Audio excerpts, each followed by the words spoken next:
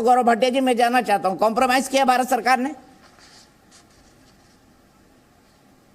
देखिए, सबसे पहले मैं राजीव जी की बात को सिर्फ इतना ही कहूंगा कि ये विदेश नीति का मामला है, पूरे देश को एकजुट हो जाना चाहिए। उन्होंने एक बात कही कि आरंभ में नरेंद्र मोदी जी का जो वक्तव्य आया वो वन साइडेड था। मैं केवल इतना ही पूछना चाहूँगा, मेरे बड़े मित्र हैं, साथी हैं, जब किसी देश पे आतंकी हमला हो तो आपको लगता है कि जो बयान भारत का प्रधानमंत्री दे वो आतंकवाद की निंदा ना करे और दोनों देशों का जिक्र करे, या हमास जो आतंकवादी संगठन है उसका भी जिक्र करे, या उसके समर्थन में खड़ा हो जाए। इससे ज़्यादा निंदनीय तो कुछ हो ही नहीं सकता है। लेकिन उसके बाद मैंने आपको बताया कि एक जो विदेश नीति भारत की रही है, जिसकी समझ सोनिया गांधी को बिल्कुल भी नहीं है, उसमें स्पष्ट किया गया कि हम लोग इजराइल के जो निर्दोष लोग हैं उनके साथ खड़े हैं, लेकिन साथ साथ हम लोग जो फिलिस्तीन में हैं लोग, उनके लिए मदद भी भेज रहे हैं, दवाइयाँ भी भेज रहे हैं, और उनके राष्ट्रपति से भी प्रधानमंत्री की बात हुई। आपत्ति कहाँ है मैं उनको बता देता हूँ। आपत्ति ये है, मेरे हाथ में दीपक जी CWC का रेजोल्यूशन है, ये 9 तारीख का है। 7 तारीख को हमला हुआ, 9 तारीख का इनका रेजोल्यूशन था। कांग्रेस पार्टी के रेजोल्यूशन में पैरा 7 है, कहीं नहीं लिखा है कि जो आतंकी हमला हुआ है, निर्दोष जो मारे गए हैं, बलात्कार हुआ है, हत्या हुई है, ये गलत हुआ है। और कहीं भी हमास का जिक्र भी नहीं है। ये क्या दर्शाता है? तुष्टीकरण की राजनीति, क्योंकि ये लोग हत्यारों का भी धर्म देख के अपना स्टैंड देते हैं। दूसरी बात, सोनिया गांधी जी ने अपनी चिट्ठी में लिखा है, ऐसा प्रतीत होता है इजराइल बदला ले रहा है। आप मुझे बताइए, अगर आतंकी हमला किसी मुल्क पे होगा तो क्या वो अपने नागरिकों की जान की सुरक्षा नहीं करेगा? क्या वो सुनिश्चित नहीं करेगा कि ऐसा हमला दोबारा ना हो? और यही काम इजराइल कर रहा है। लेकिन एक तरफा उन्होंने चिट्ठी लिख डाली। और एक बात और, सोनिया गांधी जी ने लिखा ऐसा है, परिवार नष्ट हो रहे हैं जो गाजा स्ट्रिप है। मैं एक बात कहना चाहूंगा, बिल्कुल दुखद है कोई निर्दोष मारा जाए, लेकिन स्कूलों में, मस्जिदों में, अस्पतालों में अगर आप संरक्षण देंगे आतंकवादियों को, तो उन नागरिकों को भी सोचना चाहिए। आतंकवादी किसी का सगा नहीं होता है। अंतिम में नुकसान जो होगा वो नागरिकों का होगा।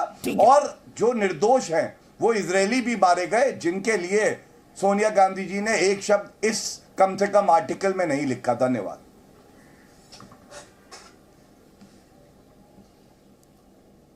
हमास एक आतंकवादी संगठन है, राजीव रंजन जी बताइए। देना चाहूंगा।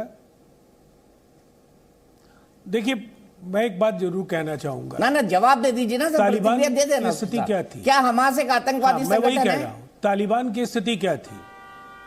नहीं, मैं आपके सवाल का ही जवाब दे रहा हूं। दूसरा पक्ष ये है कि जब किसी आतंकवादी संगठन को भी जनता का वोट मिले, जनादेश मिले और उसकी सरकार बन जाए, तो आपके जो भी कूटनैतिक संबंध होंगे, फिर आप समझ सकते हैं कि आपके साथ या तो फिलिस्तीन के साथ आपको करार तोड़ना होगा, आपके राजनयिक रिश्ते खत्म हो जाए, या गाजा में आपको इस सच को स्वीकार करना होगा कि गाजा की जो इलेक्टेड गवर्नमेंट है वो हमास की है। और हमास और PLO के बीच का द्वंद्व उस दौर में भी ऐसा नहीं है। हिंदुस्तान में अगर मल्टी पार्टी डेमोक्रेसी है तो मैं नहीं कहूँगा कि इतनी खूबसूरत डेमोक्रेसी वहाँ होगी, लेकिन वहाँ भी PLO यासिर अराफात को भी हमास उससे काफ़ी मुश्किलों का सामना करना पड़ा था। और बाद के दौर में भी वहाँ अलग अलग विचारधाराएं हैं, कोई चरमपंथी है, कोई नरमपंथी है, सबका उद्देश्य अलग अलग हो सकता है, लेकिन ये स्वीकार करना होगा कि एक हमारे यहाँ बंदूक से झगड़ते हैं पॉलिटिकल पार्टी वाले। आप उससे जब भी बात करते हैं, हमारे यहाँ विरोध में, डेमोक्रेसी में हम बंदूक से झगड़ते हैं?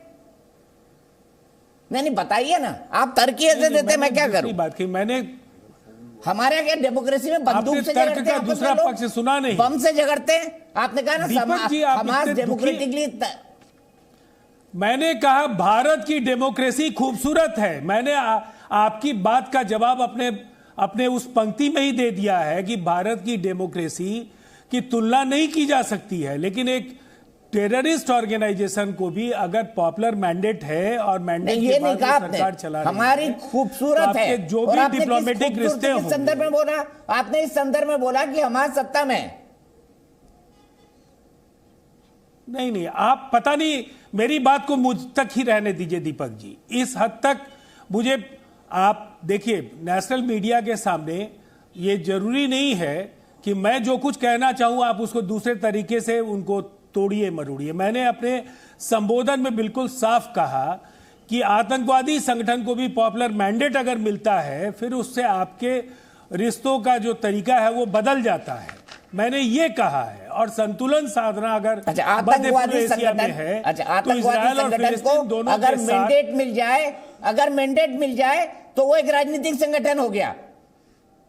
एक मिनट राजीव जी बताइए ना, आप अपनी बात ही कह रहे हैं। अगर आतंकवादी संगठन को मैंडेट मिल गया तो वो आतंकवादी संगठन नहीं रहा।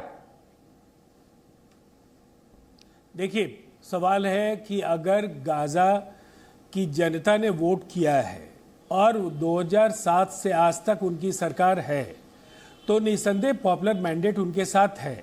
अब जो उनकी कार्रवाई है उसकी प्रशंसा तो कोई नहीं कर रहा है। पूरी दुनिया में उनकी थूथू हो रही है, पूरी दुनिया में उनकी थूथू हो रही है। हमारा बस ये कहना है कि हम आग में घी डालना चाहते हैं या संतुलन साधना चाहते हैं। मेरा राजीव जी, मैं कांग्रेस का स्पोक्सपर्सन नहीं हूँ गौरव जी, सवाल जी मैं कांग्रेस का स्पोक्सपर्सन नहीं हूँ। नहीं, एक सवाल अगर आप ले लेंगे अच्छा लगेगा। सवाल सुन रहा हूँ लेकिन मैं आपको बता रहा जान रहा हूँ कि कांग्रेस का स्पोक्सपर्सन तो मैं हूं नहीं। गौरव सवाल पूछ लूं राजीव भाई, तो कांग्रेस को जवाब आप देना बोलेंगे तो अच्छा लगेगा। मैं जानना चाहता हूं आपकी पार्टी का मत। मेरे सवाल तो सुनिए, मेरा सवाल सुन के आप उत्तर दीजिए। मैं ये पूछना चाहता हूं राजीव जी, मैं ये पूछना चाहता हूं, पहली बात तो आप ज्ञाता है खुद संविधान के, विदेश नीति जो है वो सेंट्रल गवर्नमेंट का सब्जेक्ट है। उस पे सोनिया गांधी क्यों ऐसे पत्र लिख रही हैं? अगर उन्हें कुछ बोलना है, लेख लिखना है तो वो जो है उसके बजाय मिल के बात रख सकती है। दूसरी बात, CWC रेजोल्यूशन में क्यों नहीं आया कि हम हमास की निंदा करते हैं, आतंकी संगठन है और जो आतंकवादी उन्होंने गतिविधियां करी हैं उसकी निंदा करते हैं? क्या इसमें कोई गलत मांग है? मैं पूछ रहा हूं। भारत का स्टैंड अलग है, कांग्रेस पार्टी का अलग है, क्या ये चिंताजनक नहीं है? आज डिबेट में भी नहीं आया उनका प्रवक्ता, क्योंकि तुष्टीकरण की राजनीति करनी है। उत्तर दीजिए। धन्यवाद। देखिए गौरव जी, सबसे पहले मैं कांग्रेस का स्पोक्सपर्सन नहीं हूं, इसलिए कांग्रेस का जो रिजोल्यूशन है उसको डिफेंड मैं बिल्कुल मानता हूं ये बात।